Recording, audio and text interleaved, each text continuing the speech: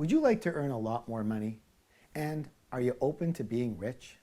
If so, you have definitely come to the right place. My name is T-Harv Eker, and welcome to my web class, Zero to Multimillionaire. I truly appreciate you spending your time with me here today, and my intention is that you not only get a ton of value out of this, but that your life may actually change, for the better, of course. I encourage you to listen very closely and stay to the end, because by the end of this class, you're going to recognize a lot of things you may be doing that are actually preventing you from success. And more importantly, you'll know specific strategies to use instead, strategies that can actually produce real wealth in your life. So I invite you to pay very close attention, almost as if your life depended on it, because financially, for many of you, it actually might. So if you have your cell phones out, or email open, or Skype open, or anything else around you that could possibly distract you, please do yourself a favor and just put it away for now. I'm about to share with you several difference makers, principles that actually make the difference between getting rich and staying middle class or broke. So thank you for doing that. Now, for those of you who don't know me, is it okay if I tell you just a little bit about myself and why you might consider listening? I did not say believing. I said listening to what I have to say with all humility. I went from broke and borrowing $2,000 on my credit card to becoming a millionaire in only 2.5 years. I also opened the largest retail fitness chain in the entire world. I founded what was the largest personal success training company in the entire world. I have marketed over $500 million worth of product. I happen to be the author of the #1 New York Times, #1 USA Today, and #1 Wall Street Journal bestseller, Secrets of the Millionaire Mind, which has sold over 2 million copies and is in 39 different languages.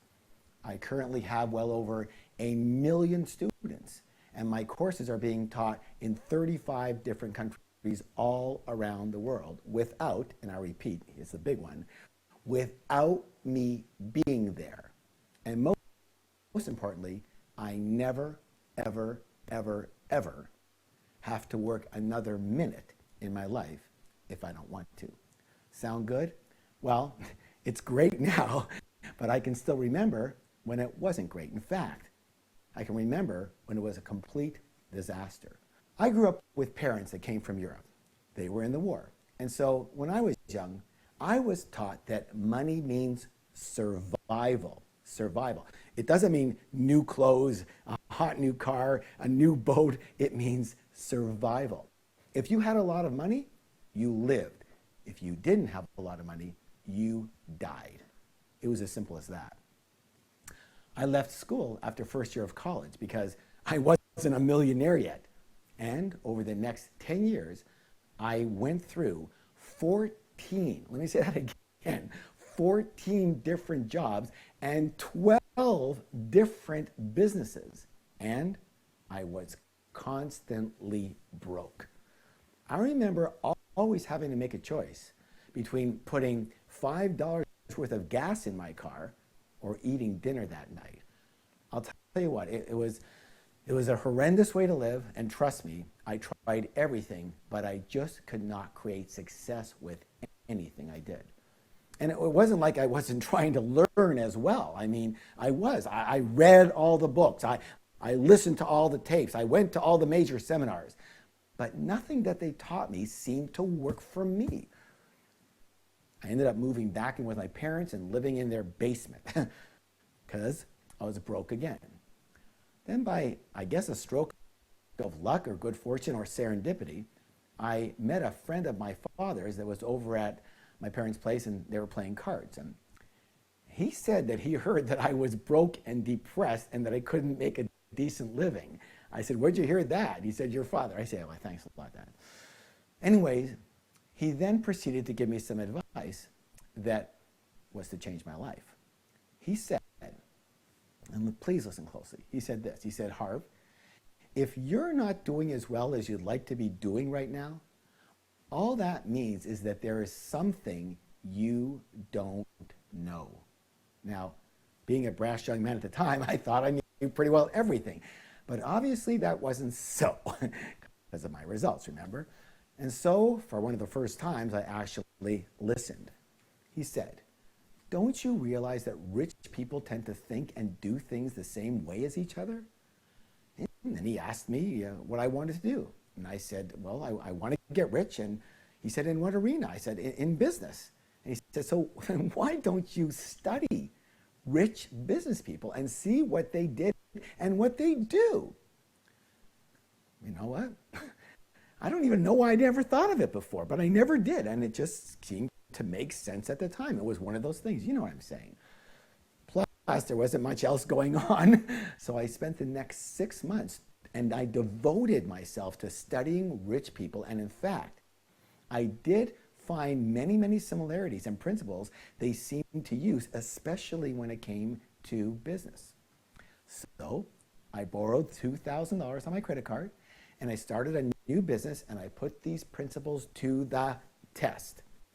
And all I can tell you for sure is that they worked.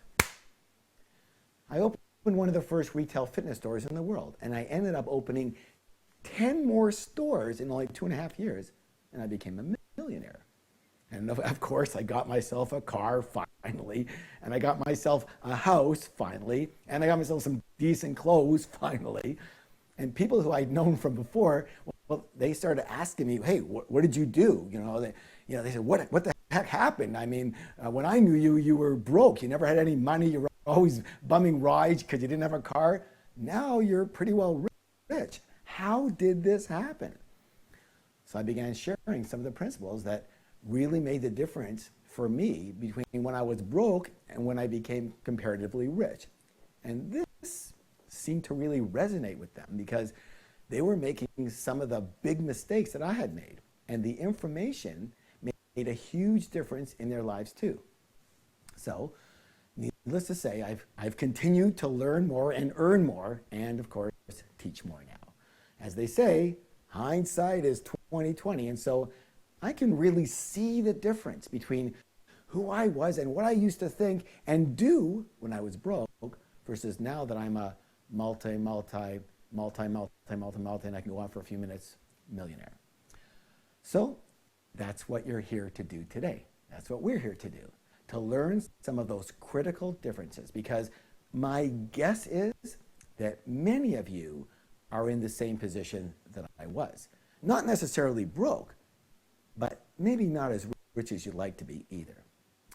So let's talk about just a few of the lessons that I learned that made the biggest difference for me, and I hope, I pray, will make the biggest difference for you too.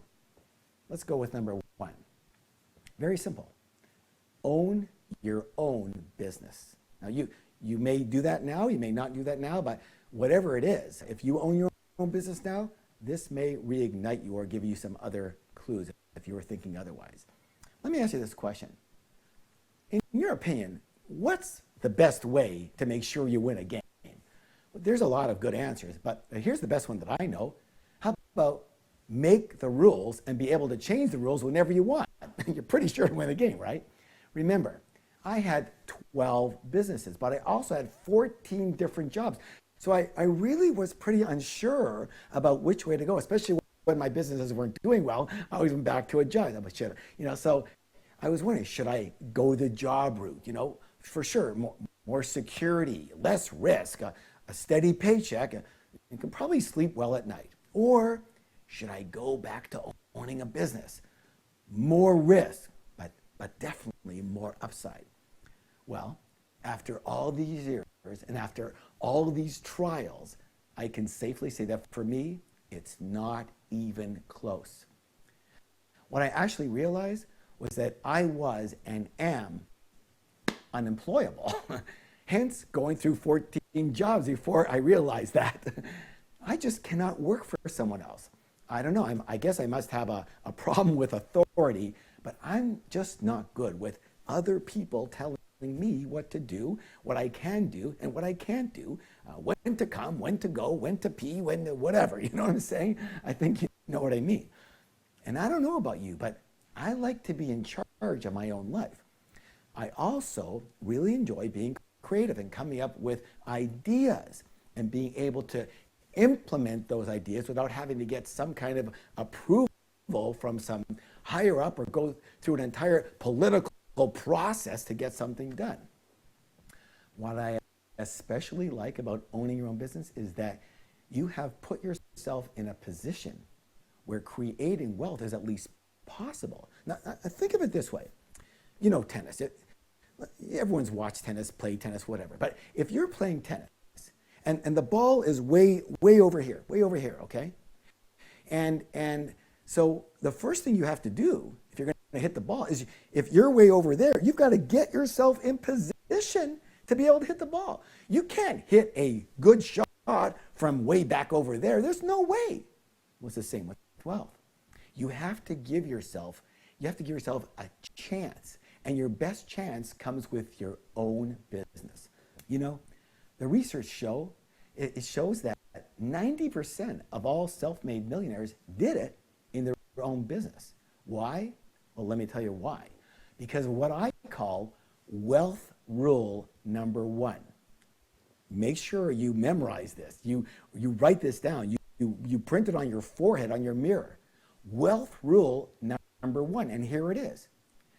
No limits on your income. I will repeat that. No limits on your income. Here's the problem. If you are in a job or you get paid a set salary, or even any situation where you get paid by the hour, that means you are being paid for your what? Your time. And of course, here's the challenge. There's only 24 hours in a day. And since time and your time is limited, your income becomes what?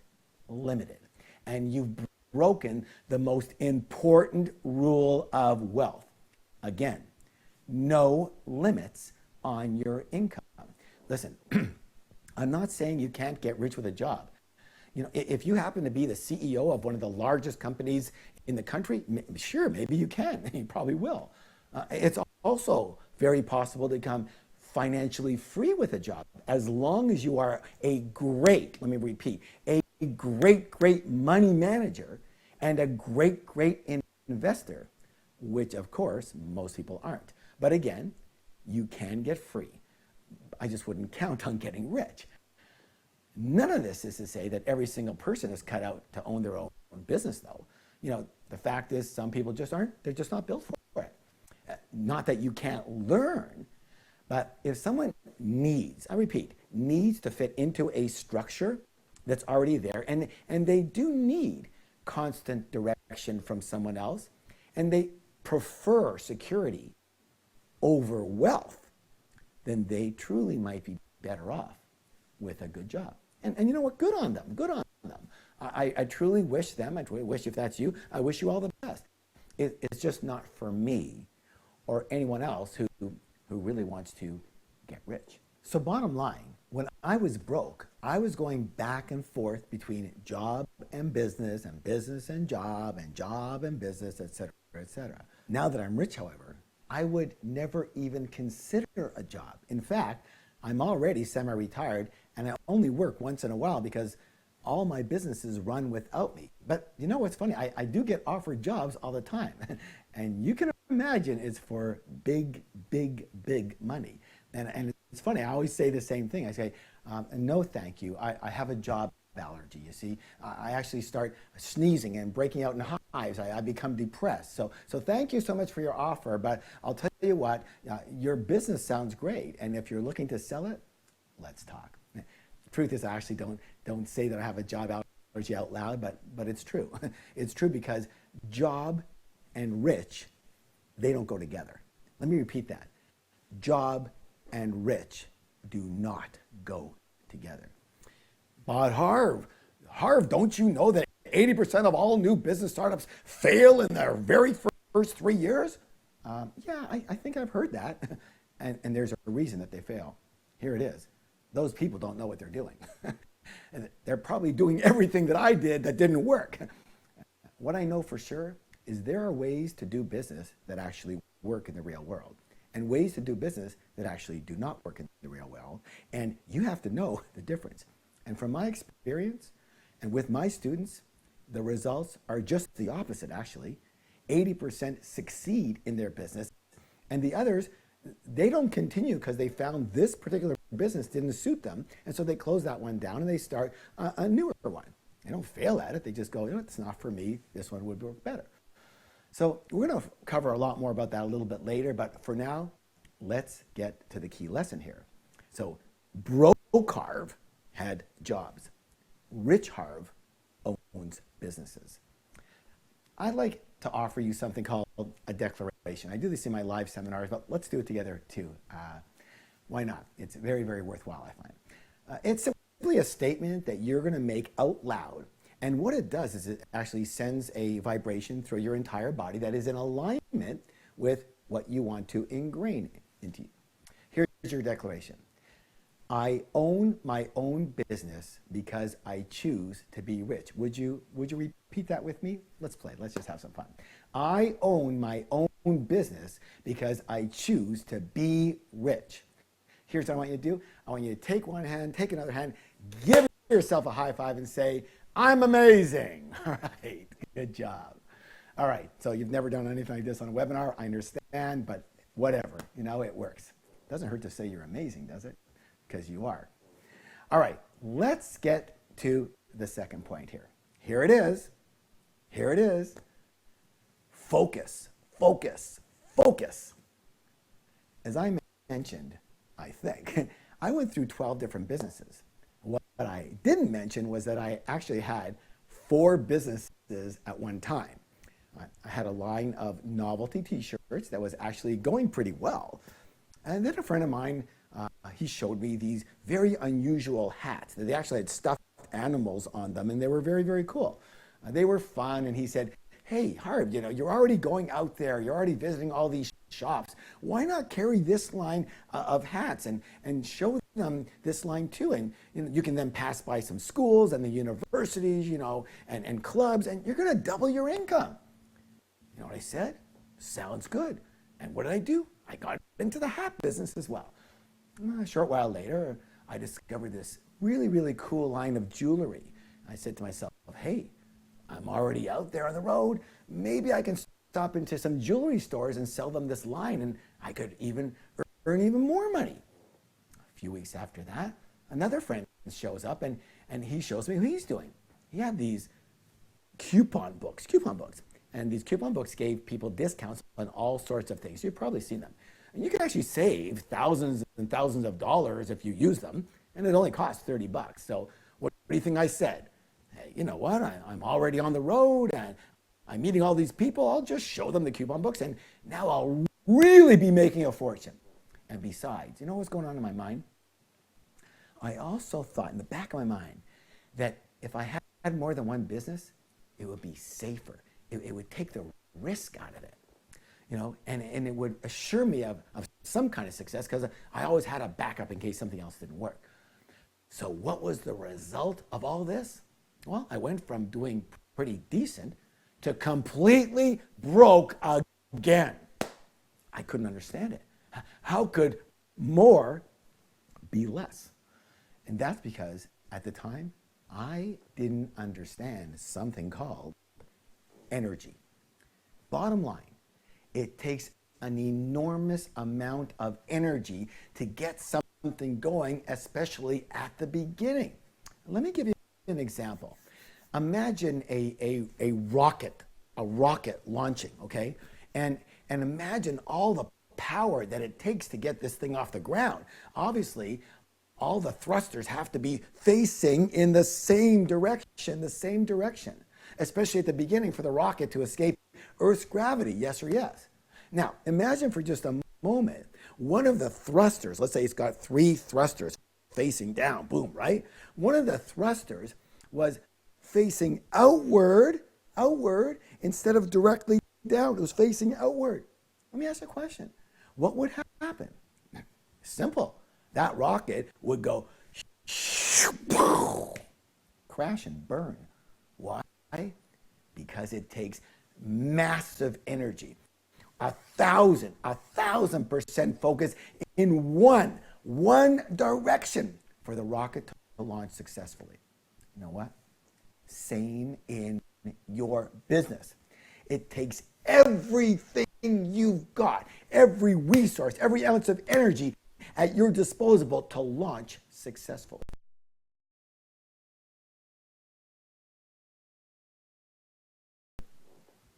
And what did T-Harv do? I dissipated my energies. I scattered my resources. I did not focus, and I crashed.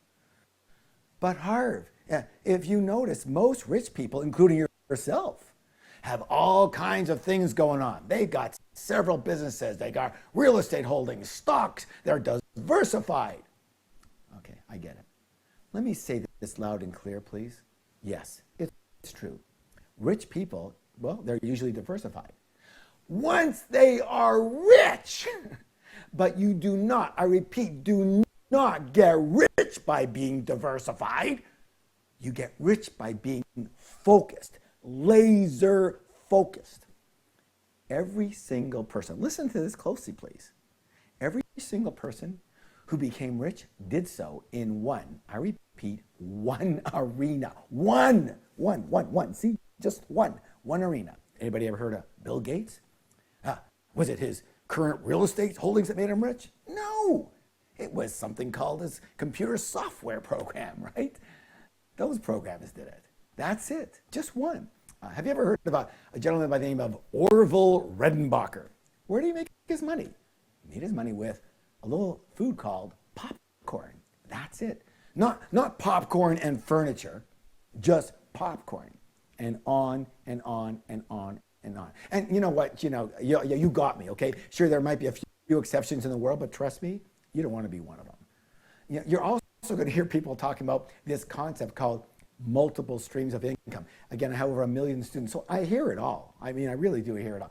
They'll come walk up to me at a break, go, Harv, what about multiple streams of income? That's great. But again, later, you do that later. If you are trying to work at 2 or 3 or more streams of income at once, you will crash and burn. Besides, why would you even want multiple streams of income if it means working multiple times more? Not only does that not work, you're going to be run ragged. So first thing we have to do is make sure that this term, multiple streams of income, that you really understand what it's supposed to mean. So let's change that term to something that makes a lot more sense.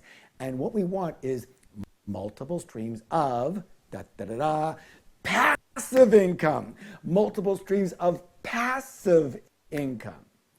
And let's start by having one. I repeat, one stream of active income, okay? And that is your business. Your one and only business that you focus 100% on. And yeah, sure. Sometimes it's appropriate to have your job or even an old business going and start a new business part-time, because you know what, that's the only way you can do it and still keep the ship afloat. And you know what, that is really good. You need to keep the ship afloat. You should constantly be earning income. Do not kill off your income.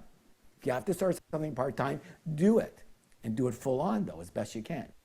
But as soon as you can, you must get back to one single focus. So you might be asking, well, what did I do after my 4 businesses at once fiasco? Well, first I cried, really. I'm laughing now, but trust me, I cried. And then I actually wrote down the lesson. And then the day I opened my first retail fitness store that I told you about, I made a solemn vow. And my vow was that I, T-Harv Eker, would stay in this one single business until I was either bankrupt or a millionaire, and that I would not change and I would not add anything to it. And you know what? I now attribute my single-minded focus to my success. You see, broke Harv scattered his energies. Rich Harv H.JHeinz is laser focused because focus is power. Power is the ability to do and therefore succeed. Got it? So here's your declaration. I focus, I focus, I focus. Please repeat that with me. Here we go. I focus, I focus, I focus. Now give yourself a high five and say, I'm amazing. Okay, I hope you're having a good time. Why not? You know, life's meant to be enjoyed. Yeah, get rich, but definitely be enjoyed for sure. All right, let's go to the third critical lesson and principle here. And here it is. Do what you love. Do what you love. I remember when I was young, my parents, they would ask me what I was going to do when I grew up. I'm sure your parents ask you the same as everybody else asks, right? And I would answer, well, you know what? I'm not sure yet, but when I find something I really love, I'll know it.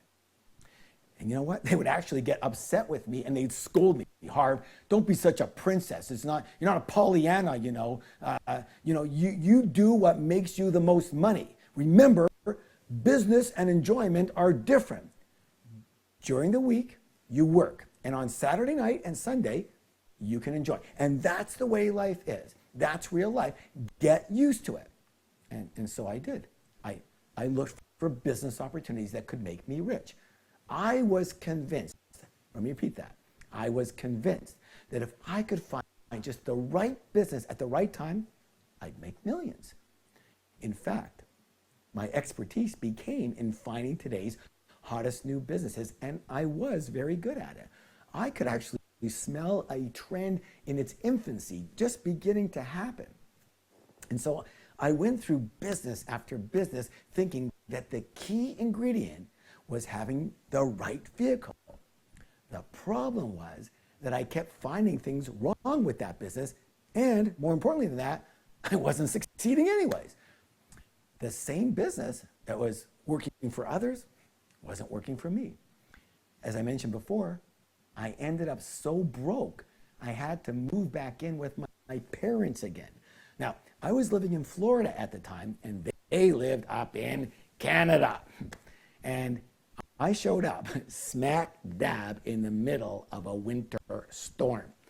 Now, I happened to be big into fitness myself at the time. I always worked out. I ran like crazy. I used to run between 5 and 8 miles a day along the beach. But when I got to Canada, first, there was no beach, obviously. And second, I couldn't barely walk in the snow, let alone run in it, okay? And so I started looking for fitness equipment that I could buy and use in the house. There was hardly any. And everything that was there was pure garbage. So I said to myself, there's no money in fitness. It's just my hobby, but maybe I'll open a fitness-based business. So first, I can have some equipment to use, and second, maybe I can share some of my passion and knowledge with others and help them along. And so was born the original idea of a home fitness retail store. It wasn't because I was sure to make a fortune in this arena. It was because I was totally into it myself. It was my pastime, my hobby. I loved being in shape. I loved, and I still love, talking about fitness and exercise. I loved reading about it. I loved everything about it. And it was out of sheer frustration of not succeeding in anything else that was supposed to be this hot business that I was actually willing to try. And I said, what the heck? I'll do this just because I like it. And if I make enough to survive, at least I'll survive. At least I'll enjoy it. And of course, as they say, the rest is history. I got rich, and I learned a very, very valuable lesson. And the lesson is that the shoe has to fit. I repeat, the shoe has to fit. In my live seminars, to prove this point, I often ask the participants to take their shoes off, and they oblige, they do.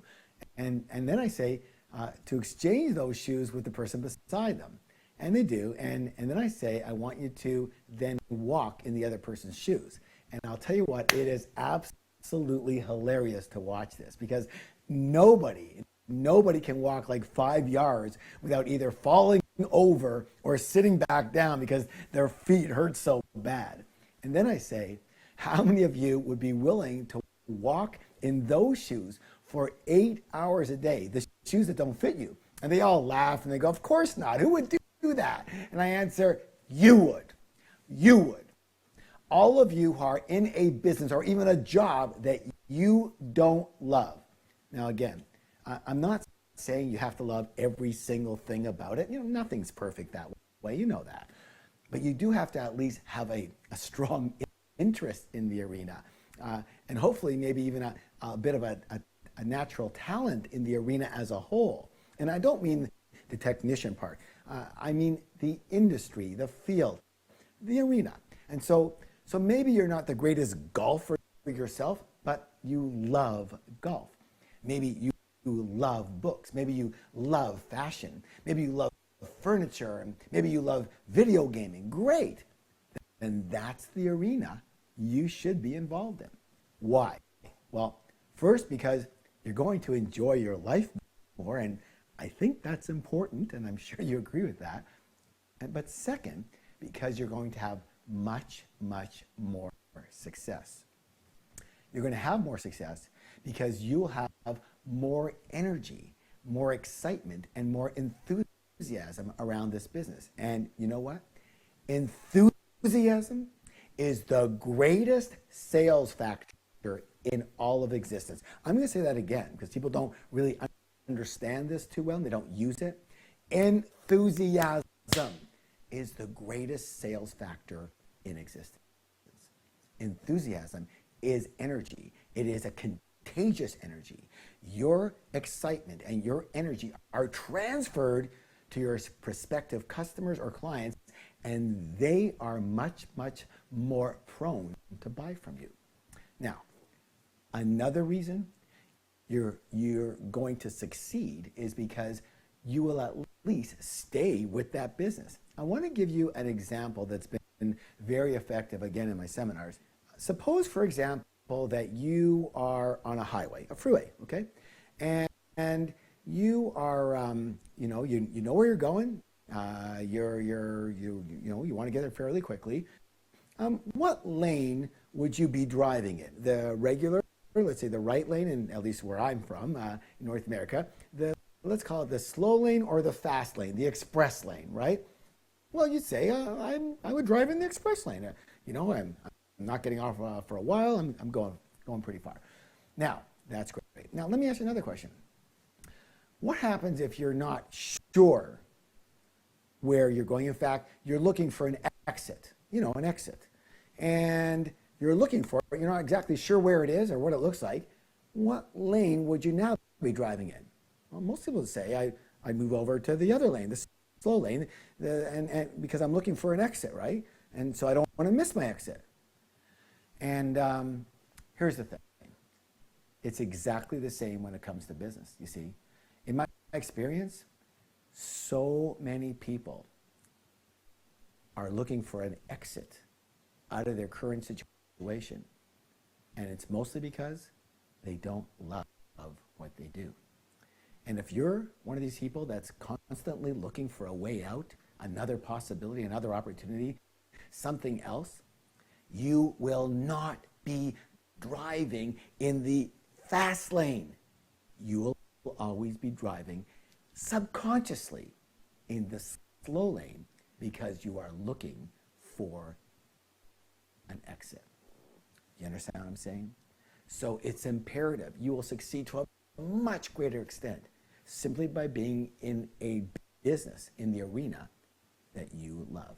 Okay, how do I know what I love, Harv? I'm not all that sure, I'm confused sometimes. I'm just not sure. So let me ask you, what are your hobbies? What are your activities that you do? What are your interests? What do you do in your spare time? What would you do if you did have spare time? What do you talk about? What do you like talking about? Yeah, here's an exercise that I give to my students. At lunchtime, I say, go out at this lunch, and I want you to purchase 3 magazines. And I send them to a very big magazine store. And they do. And when they come back, I ask them to write down the topics, the subjects of those magazines. And then I ask them, why did you buy those particular magazines? And they answer, because I'm interested in that. And I say, duh, of course. Maybe that's a field to consider. You understand? One of the fastest way to do this, go buy some magazines. Just see what you normally would buy. Though you're not buying those magazines if you're not interested in the topic and the arena. It's a great way to do it. I did that. Anyways, the final clue I'll give you right now is this one. What are you naturally talented at? Not so much a learned skill set, because you could have been talked into doing that a long time ago. Maybe it wasn't your full choice at the time. You know what I'm saying? I'm talking about your natural abilities, your natural talents. What are you naturally pretty good at that a lot of others, they might have some challenges with? Are you naturally a good communicator, a good writer, a good speaker? Are you naturally compassionate? Do you have an eye for fashion? Do you have a knack for home renovations? Are you good with your hands? The solving problems turn you on. The solving problems, and is the world of the legal world of interest to you? See, then you can match that together. Whatever it is, it could be a great clue to your passion. Regardless, Brokarv believed that work is work and joy is joy, and the two never go together. Rich Harv now knows that if you don't do what you love, you will hate your life and go broke. And that following your natural joy is the only way to true and lasting happiness and success. So here's your declaration. I know you're waiting for it. I love this one. Here it is. I get rich doing what I love. Repeat that with me, please. I get rich doing what I love. Now give yourself a high five and say, I'm amazing. All right. Are you having fun yet? I hope so. Okay. Here we go. Number 4. You are the root of your success. Let me say it again. You are the root of your success. Remember that I just mentioned that my earlier philosophy was that if I got into the right business at the right time, I was sure to get rich. Well, that led to another major lesson. So I had this belief that all I needed was a hot business concept, something that others were killing it in, and that of course I would too. And I tried, but it wasn't working. You remember that, right? And so finally a friend calls me up from California and tells me about this new business he's in, and he's making a fortune, and that I got to get into this business. I got to jump into it right away and start doing it, and I should do it out east, right? And I remember him leaving the conversation with these exact words. It was like yesterday. He goes, Harv, my friend, welcome to the Wealth Club. And I think you probably can imagine how excited I was. I was like, oh my God, I finally got it. Finally, all my work was going to pay off.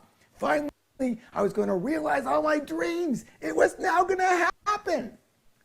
Fast forward 5 months. My friend, still killing it. Even more, making a fortune. Me, I'm losing more and more and more money. It's hemorrhaging. And I'm just about broke again. I could not believe it. How could this be? How could I be going bust in the very same business that he was making a fortune in? I remember standing in front of the mirror, wondering what to do next. And then, like a ton of bricks, it hit me. I remember saying to myself, wow, maybe it's not the business. Maybe it's me. I had to take a deep breath because I was getting depressed. I was actually embarrassed. Could it be true? Could it actually be that I was the problem?